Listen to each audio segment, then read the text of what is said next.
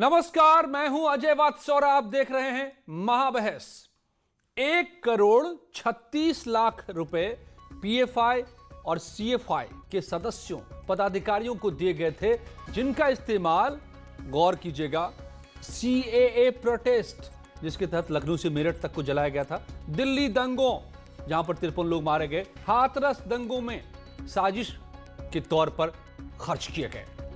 दंगे की आग में झोंककर समाज को बांटने की साजिश का यह खुलासा हो रहा है। हाथरस मामले में के तूल पकड़ते ही यूपी के दुश्मन फसाद की आग भड़काने दौड़े चले आए थे। ठीक वैसे ही जैसे सीए और एनआरसी विरोध के नाम पर 19 दिसंबर 2019 को लखनऊ से मेरठ तक हिंसा और उपद्रव का खेल खेला गया था। पिछले साल दिल्ली को भी इन्होंने दंगे में झुलसाया, 53 लोग मारे गए, 200 से ज्यादा लोग जख्मी हो गए। अब ईडी की चार्जशीट से खुलासा हुआ है कि इन सब के पीछे एक ही लोग थे, पीएफआई और सीएफआई संगठनों से जुड़े लोग, और इन्हें पैसा भी एक ही जगह से आ रहा था, खाड़ी देशों से। और उन्हीं लोगों की तस्वीरें हाल में किसान आंदोलन के मंच पर भी नजर आए, जो तब सीए प्रोटेस्ट में दिखाई पड़े थे। तो साफ है कि हर मौके की ताक में ये रहते हैं आस्तीन के सांप। पर सवाल ये कि कौन कौन बन रहे हैं इनके हाथ का मोहरा और किन किन को हो रहा है फायदा ऐसे बंटवारों से। आज महाबहस इसी पर।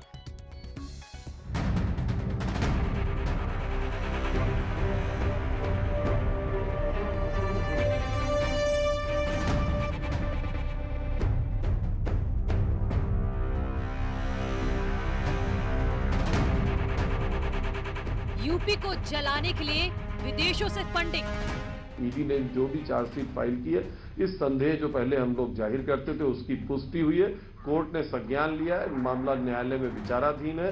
अब न्यायालय इस पर निर्णय करेगा। लेकिन जो बातें लगातार बहुत समय से हम दोहराते आ रहे हैं कि तमाम ऐसी ताकतें हैं जो देश में अराजकता का माहौल फैलाना चाहती है, उसकी पुष्टि इस घटना में, इस गिरफ्तारी से हो रही है।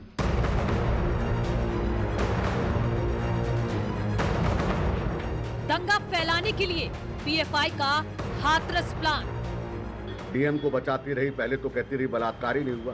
तो बहुत सारे चीजों पर सरकार ने यूटर्न लिया है। सरकार जिस पर भी कार्रवाई करनी है वो जांच के आधार पर कार्रवाई होगी, ना कि सरकार की मंशा के ऊपर। सरकार की मंशा तो पहले ये कह रही थी कि न तो बलात्कार हुआ है।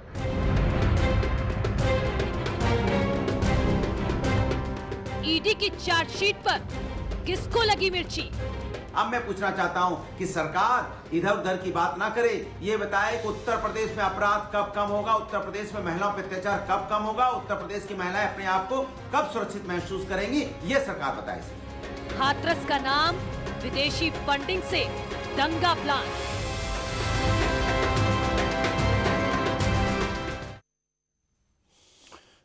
बड़ा सवाल है, पैटर्न बदला है।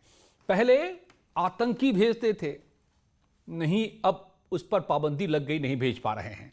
तो अब यह प्लान है कि इनको आपस में ही लड़ाओ, दंगे में झुलसाओ, जातियों को लड़ाओ, हिंदू मुसलमानों को लड़ाओ। और वो ताकतें इंटरनेशनल, अंतर्राष्ट्रीय स्तर पर जो काम कर रही हैं।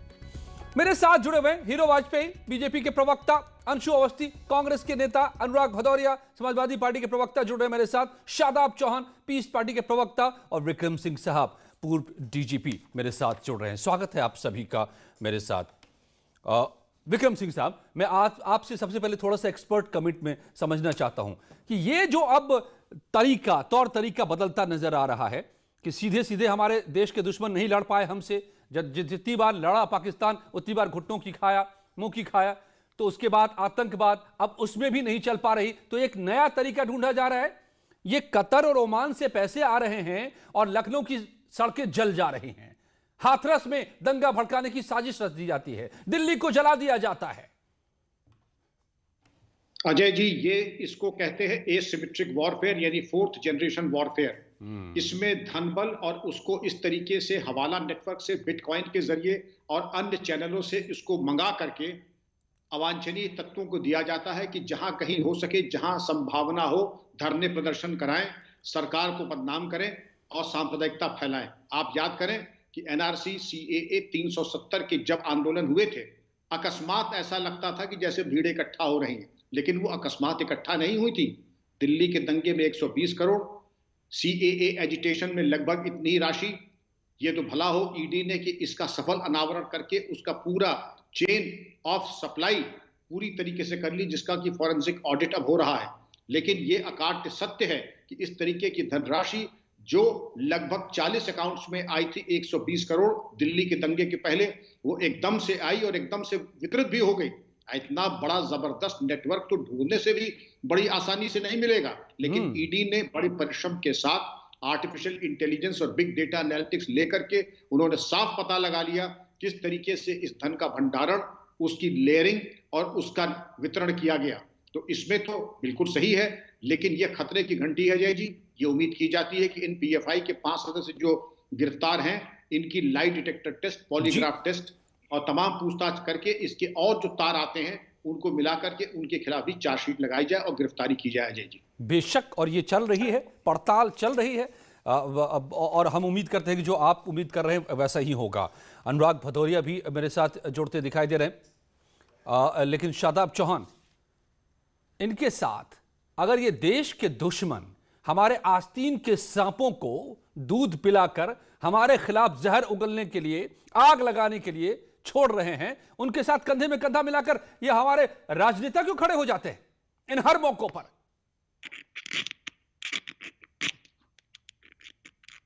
बिल्कुल अजय भाई, जो आस्तीन के सांप विदेशी लोगों से मिलकर देश के साथ गद्दारी कर रहे हैं, ऐसे लोगों के साथ राजनीतिक लोगों का खड़ा होना दुर्भाग्यपूर्ण है। हमने देखा कि बीजेपी आईटी सेल का हेड ध्रुव सक्सेना, जो शिवराज चौहान जी का एकदम करीबी रहा, वो आईएसआई को जानकारियां देता था। तो ऐसे गद्दारों के साथ कड़ी कार्रवाई होनी चाहिए। गजब, आपने तो पूरे ना, आपने तो तोप के मुंह को यूं ऐसे घुमा दिया, पलट दिया।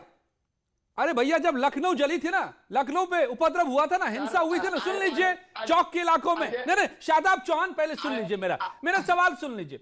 लखनऊ में चौक पर और चौक से निकलकर जो परिवर्तन चौक पर जो कोहराम हुआ था, उसमें क्या बीजेपी के आईटी सेल के लोग थे क्या? उस दिन तो कांग्रेस ने भी, समाजवादी पार्टी ने भी बंद बुला रखा था, प्रदर्शन बुला रखा था, और लखनऊ जल गए। ये देखिए उसकी तस्वीरें, बोल नहीं सकते आप।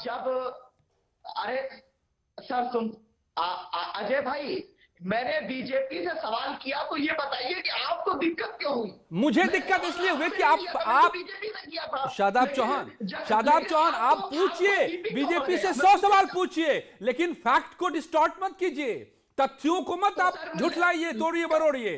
ये तस्वीरें बोल रही हैं जो हुआ था लखनऊ की सड़कों पर। आप ये बताइए किसने किया था? इसमें भी वो पैसा लगा था, इसमें भी वही पीएफआई के लोग थे। प्लीज आप लोग सियासत में सच्चाई को मत भूल जाइए। आग लग रही है, देश जल रहा है, लोग मर रहे हैं। अजय भाई लेट मी कंप्लीट कि जब कहां चले गए गैंग, जब पाटीदार आंदोलन में सड़कें उखाड़ी गई थी, गुर्जर आंदोलन में पूरी तरह से बर्बाद हुआ था, और हम किसी भी वजह के खिलाफ है। अगर वाकई में विदेश से फंडिंग आती है तो बार बार पीएफआई का नाम बलि के बकरे के तरह इस्तेमाल किया जाता है। वाह, पीएफआई मतलब बलि का बकरा।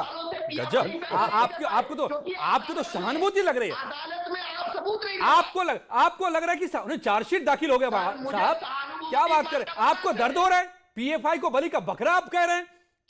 हीरो वाजपेयी जी, शादाब चौहान, आपका भी रिश्ता है क्या?